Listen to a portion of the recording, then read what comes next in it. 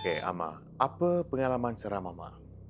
Okey, kalau nak cerita pasal pengalaman seram okey, before this, aku pernah baru je pindah dekat kawasan satu perumahan ni. Hmm. Okey, so kawasan rumah aku ni is actually dia sebelah hutan. Hmm. Dia kawasan pedalaman lah basically. Hmm. Okey, so cerita ni sampai sekarang aku boleh ingat. Sebab apa? Sebab aku sebelum ni aku tak percaya benda-benda macam ni. Aku rasa kalau orang cerita benda-benda hantu ni aku macam boleh tukar topik tak? Boring lah. Tapi benda ni jadi dekat aku. So aku pun baru pindah dekat kawasan perumahan yang pedalaman. Okey, apa yang jadi? Bila aku pindah kat kawasan perumahan ni, aku suka bawa kawan-kawan aku datang rumah. So kita orang ni macam satu circle yang selalu datang rumah. And then sebab apa diorang suka datang? Sebab aku ada PS4 time tu. Zaman tu macam PS4 tengah hype. So diorang akan suka datang kat rumah aku untuk main FIFA kat rumah aku. So sampai satu masa ni, Yang ni dah berapa lama dah? dah berapa lama baru lagi, I think last year. Last year. Okey. Last year sebab I pun baru pindah kat situ sebenarnya. So nak jadikan cerita, satu malam ni kawan aku sendiri cakap dia nak datang. Tapi dia kata aku datang dalam pukul 1 lah. Cakap okey je. Sebab dah hari-hari dia orang datang kan. So jadi benda tu jadi satu rutin. Cuma satu malam ni dia jadi satu benda yang pelik. Sebab dia kata dia nak datang seorang. So aku cakap okey datang lah. Jumpa dekat rumah dalam pukul 1. Dia akan selalunya kawan-kawan datang, dia tak ikut pintu depan, dia ikut pintu belakang. Okay, so bila dia dah masuk tu, okay, lepak, main game. So bila dah start main game tu, benda ni yang berlaku ni. Masa main game ni yang berlaku. Masa tu dalam bilik aku kecil. Bilik aku ni kecil. So aku describe sikit lah, bilik aku ni kecil. Aku ada sofa bed. So sofa bed ni boleh jadi kerusi. So bila kawan-kawan aku datang, aku jadikan dia kerusi. So boleh muat 3 orang. Aku duduk paling kiri, paling dekat dengan tingkap. Kawan aku dekat tengah, yang belah kanan ni dia kosong. Tak ada orang lah. So kita main game macam biasa. Main game, nak dijadikan cerita Nak dijadikan cerita. Tiba-tiba dalam pukul 2.30 macam tu, aku masih lagi ingat waktu dalam 2.30. Tiba-tiba ada suara orang bersenandung. Bersenandung tu macam mana? Bersenandung ni dia macam cerita-cerita lama. Kalau diorang cuci, perempuan basuh baju dekat sungai, diorang akan humming yang very nice, yang macam bila kau dengar tu, apa sedap sangat ni kan. Tapi takkan ada orang humming, ada orang bersenandung kat rumah tiba pukul 1.30. Macam mana bunyi dia kalau Amar still ingat? Bunyi dia memang suara merdu, suara perempuan. Suara macam tu. So macam aku mula macam mungkin jiran sebelah lah. Tiba makin lama dia makin kuat. Bunyi bilik aku tu jadi macam satu gua. Bunyi tu kuat, dia echo. Dia ada echo. Dia macam berdengung tau. Macam sampai tu masa aku rasa kawan aku pun perasan. Cuma dia pun macam dia dah start keras tau. Kita boleh perasan bila dia main game tu dia kekok sikit kan. Lepas tu aku pause game. Aku tanya dia, kau dengar? Cakap aku ingat aku seorang je dengar. So aku cakap aku pun dengar actually. So dia macam dah tak sedar hati lah. Cakap alamak, tiba-tiba nak jadikan cerita lagi bau busuk tau. Ada bau busuk. Aku tak nak describe bau busuk ni, tapi dia bau yang macam bukan bau sampah, tapi kau rasa macam bau ni kau jarang bau lah. Tapi bau dia busuk gila. Dia datang daripada dalam rumah ke ataupun luar? Tiba-tiba bilik tu bau busuk. So aku pun dah macam alamak, ni tak syok ni macam ni. So kawan aku cakap tak syok ni. Tak apa, aku call member aku balik lah. Cakap aku nak panggil kawan aku. So dia panggil kawan dia untuk datang ambil dia sekali. Motor dia tinggal. Dia kata ada emergency lah. So dia minta kawan dia datang ambil dia. Nanti dia kata nanti aku cerita kat kawan aku. Right. So masa tu start je malam tu pukul 4, pukul 5 tiba-tiba anak buah aku menangis. Sebab kebetulan masa tu anak buah aku baru lahir. First anak buah aku. Tiba-tiba dia menangis dalam pukul 4 pagi tu. Dia menangis tak berhenti-henti. Time tu macam dah kecoh rumah. Macam alamak, kenapa tiba-tiba menangis tak berhenti ni.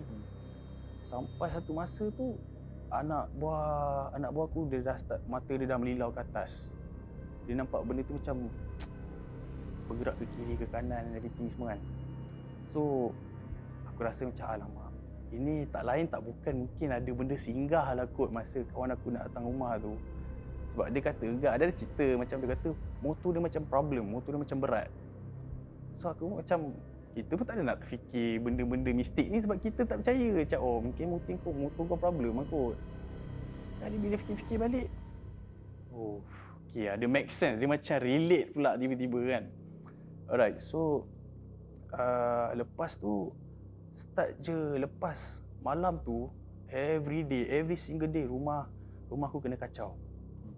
Rumah kena kacau macam mana? Macam contoh kalau aku tidur, tiba-tiba tengah tidur elok, kontrol aku jatuh sendiri. Dia macam okey, aku tahu aku letak kontrol aku kat atas meja. Tiba-tiba prap jatuh.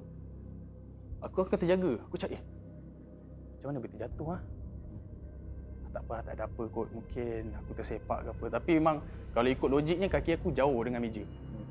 Kalau kita tidur pun tersedar mesti kita boleh tahu kita tersepak something. Tapi ni pap jatuh. Jatuh lagi benda lain, pap. So aku pun macam ni tak best lah ni. Sampai tu malam masa aku tengah tidur, bila aku terjaga, aku sedar tingkap aku pula terbuka. Tingkap aku terbuka, aku cakap aku rasa before aku tidur, aku akan check tingkap aku.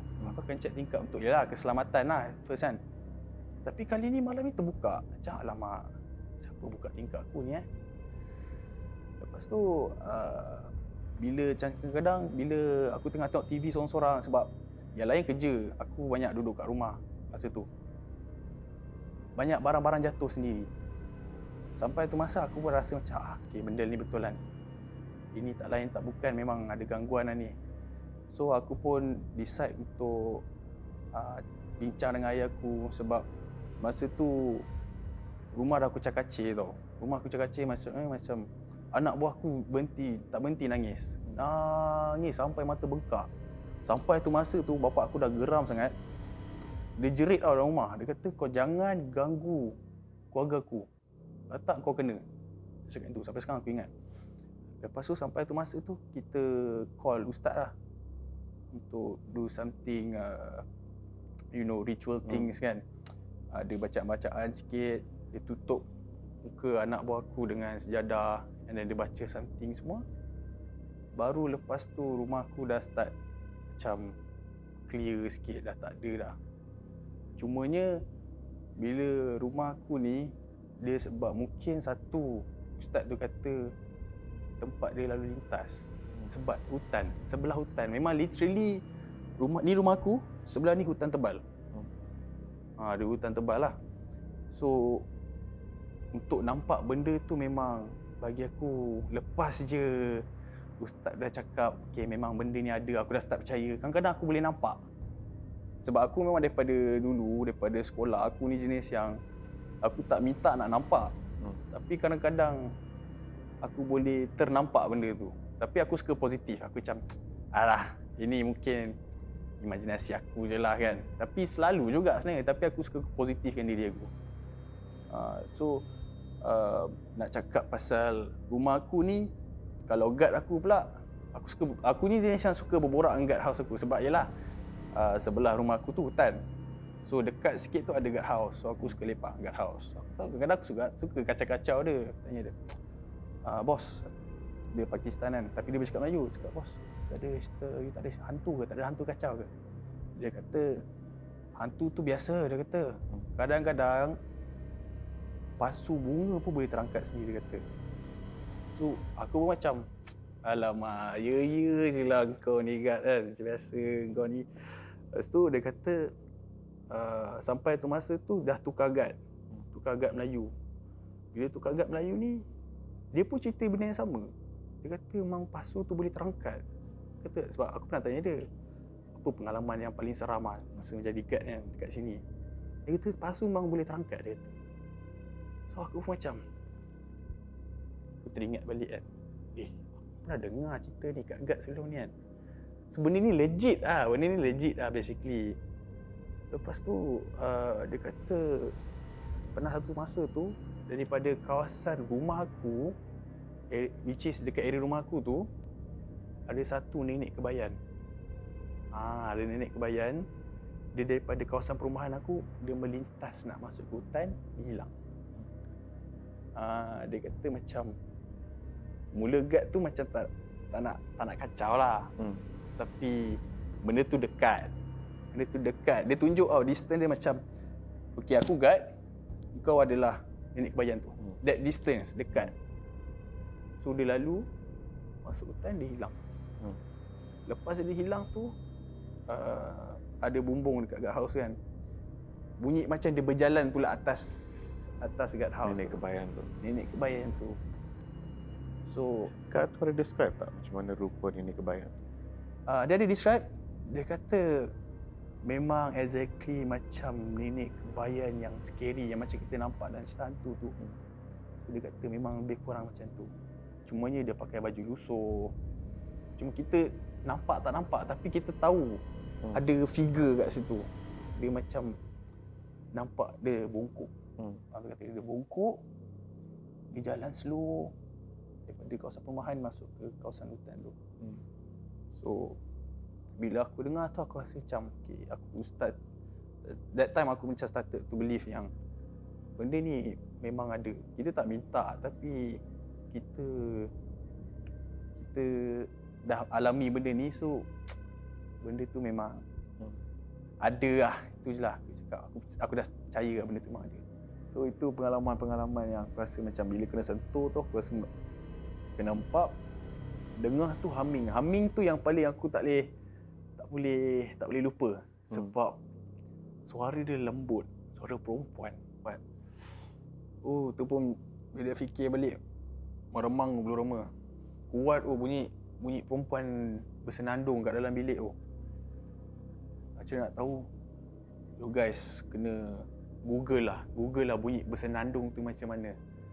Dia memang suara perempuan tengah humming, sedap. Tapi kita tahu macam ini bukan daripada manusia.